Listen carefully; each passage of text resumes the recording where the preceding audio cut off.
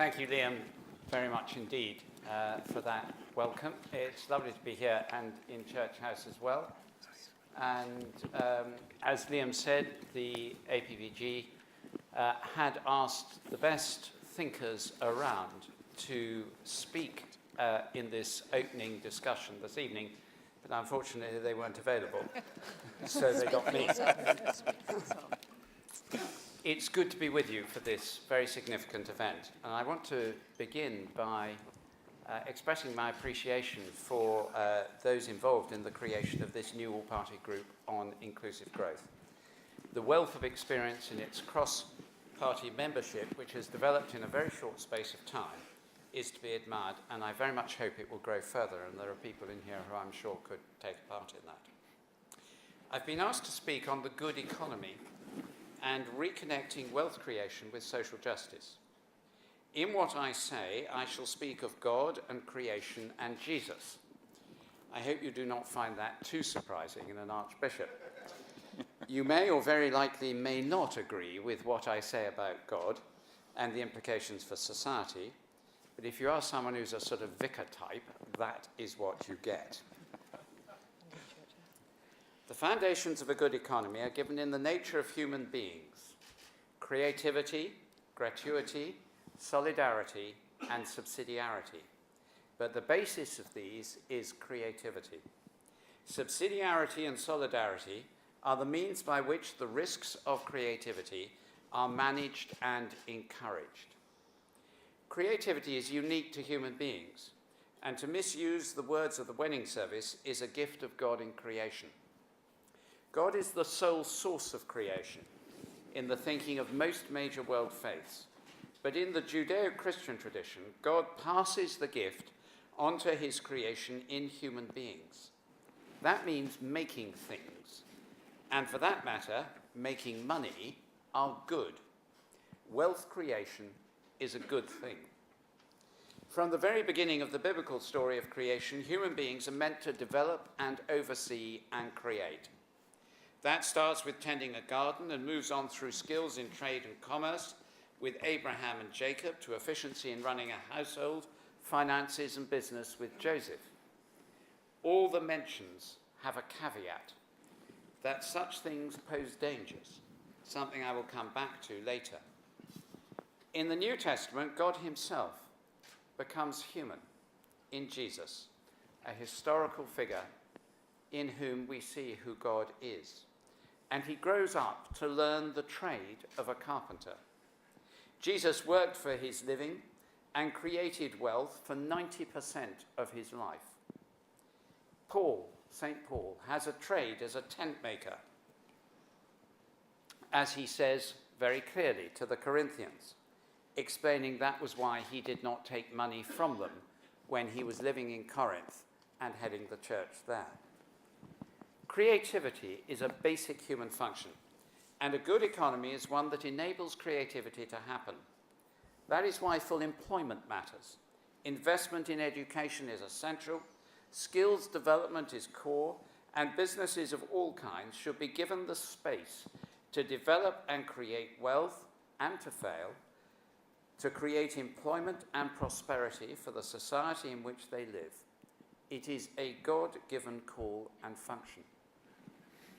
The market is an extraordinarily efficient mechanism of distribution in a complex society and hugely liberating of human creativity. No better form of allocation of resources has been found, and the alternatives have always led to inhumanity or even tyranny. At the same time, the market cannot create or sustain the shared morality needed to ensure that it works carefully and lovingly at every level. Adam Smith famously spoke with equal conviction of the dangers of market manipulation as he did of the invisible hand. The experience of 2008 shows that the complexity of human motivation and greed can never be left to the market to deal with. There is no such thing as a level playing field if human beings are involved. And there is no such thing as a fully fair and free market. It doesn't exist. Creativity, though, falls principally within the business sector when we're talking about a good economy, and by that I include everything from the sole trader right up to the multinationals. It is to be valued and admired, not only in an artist who is creative, but also in the person that builds up a smaller business and employs an apprentice and 3 other people. They are the bedrock of a good economy. There are levels of accountability and care that begin to be lost in large organizations, but creativity is also seen in the development of software programs or in the work of Sir James Dyson, and in the world of banking and finance, yes, I do mean that, developing forms of risk management or new forms of lending suitable to enable organizations to develop and be yet more creative.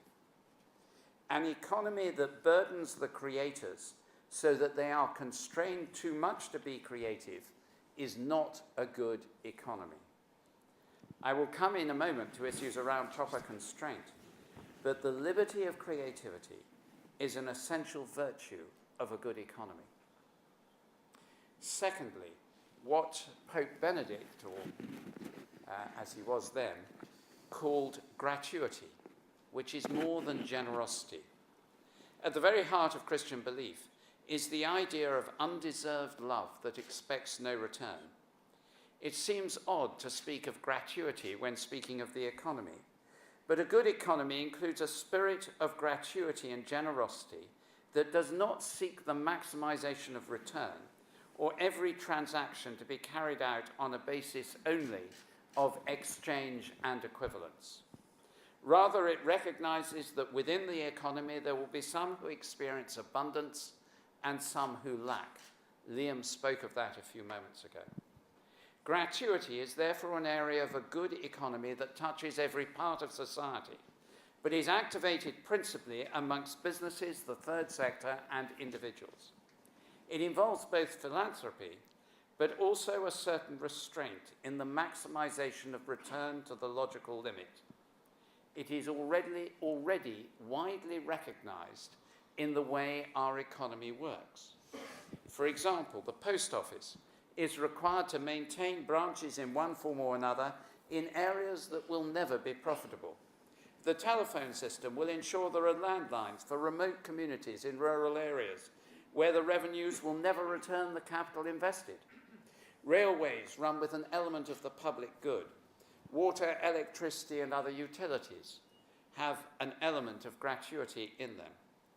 The principle of gratuity applies, but is constantly in danger of being squeezed out unless it is affirmed and recognized as a good not only for individuals of a philanthropic bent and much wealth, but also for the businesses as wealth creators. Gratuity is a character of God in Christian understanding. The gift of the life of Jesus Christ and the salvation that is offered is not on the basis of merit or exchange. Our lives are not worth his, but on the basis of love freely poured out that overwhelms us with generosity. It is for us to take it or not. Thirdly, solidarity. As I wrote in a collection of essays that has recently been published, Rock or Sand, you may have read the newspaper coverage. It's even possible there's someone here who read the book itself. Solidarity is an ancient and deeply theological concept, which has somewhat unfairly been appropriated by political ideology to the detriment of the fuller notion of its meaning. It is a concept that is deeply relevant to our current economic discussions, for at its heart is inclusivity. It is about re-imaging our economic landscape so that no one is left out or left behind. It is concerned with how we value people and communities. We see solidarity perfectly embodied in Jesus Christ. He became human so that we might become divine.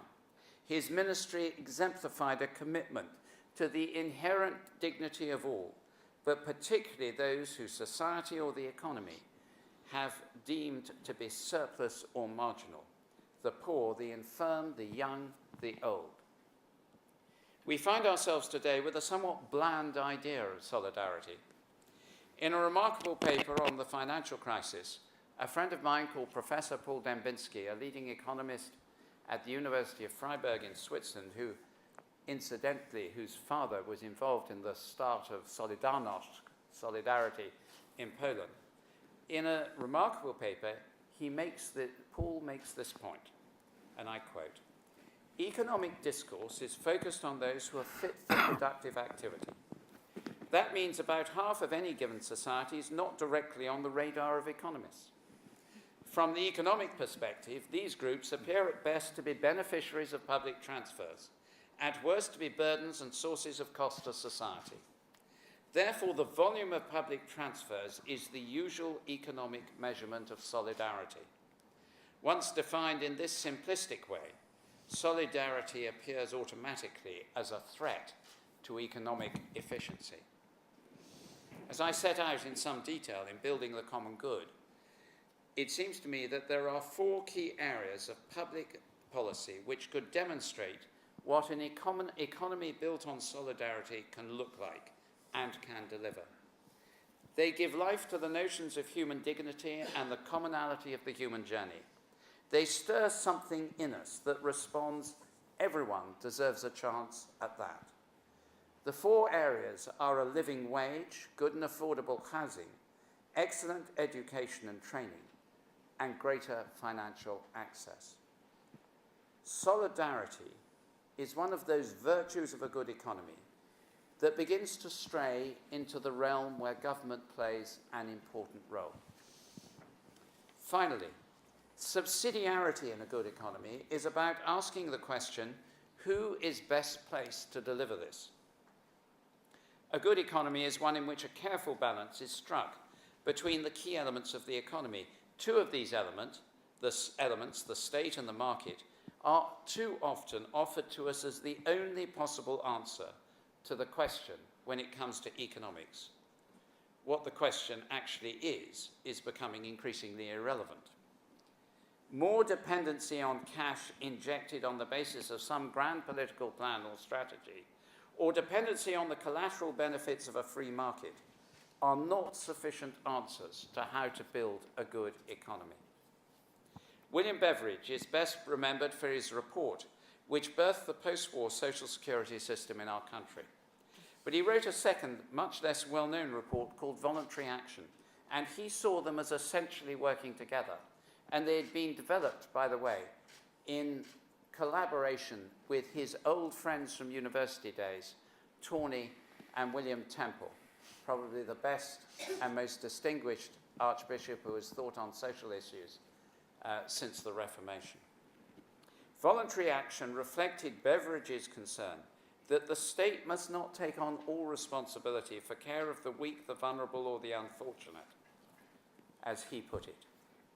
The state is good at being universal, but it can't be personal.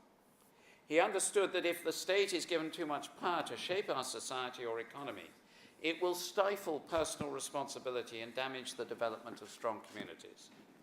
A good economy is built on the belief that we all have a role to play, although one that goes far beyond what our economic output is. For those of you here who might have heard Jean Vanier about 3 weeks ago on a Monday evening in the House of Lords, speaking of the L'Arche communities, which he founded many, many decades ago, we see there that sense that he has that those who the world sees as weak through their disabilities are those who can bring hope and strength in a lived-out community. I listened to him along with Cardinal Vincent Nichols that evening, with once again, as every time I hear him, a sense of the horizons of the possible being rolled back and hope in community. An economy based on the principle of subsidiarity is therefore one in which there is a strong awareness of who does what best and collaborative working between different elements of the economy to enable the flourishing of all. It is seen in anti-monopoly legislation, in local government, in decentralization, and in regulation that ensures accountability of huge companies to customers. It is seen also in the state not being in places which enable individuals, groups and communities to do what they are best called to do.